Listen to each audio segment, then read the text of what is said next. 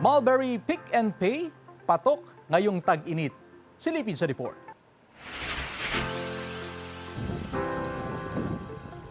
Kung ang Benguet ay may strawberry, ang La Union ay may grapes, dito sa Pangasinan, mayroong pick and pay na mulberry fruit sa isang farm sa barangay Nancamaliran West, Urdaneta City. Mamamangha ka sa dami ng mga mulberry fruits na ayon sa may-ari na si Marcian Andrada ay nag-umpisa raw ng mapanaginipan niya ang kanyang yumaong ama.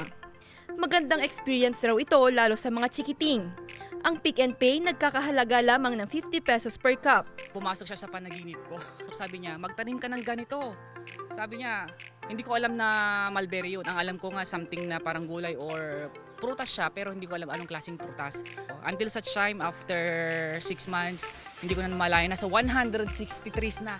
Iba't ibang varieties ng mulberry ang nakatanim sa farm na ito.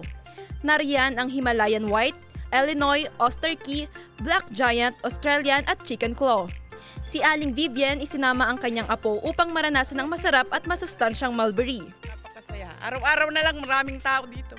At dahil hindi sila gumagamit ng harmful chemical pesticides, ang mga dahon ng mulberry tree ay kanilang ginagawang tsaa, na siya namang paborito ng mga matatanda. Gamot, oo, paggamot. Iniinom namin, kinakain.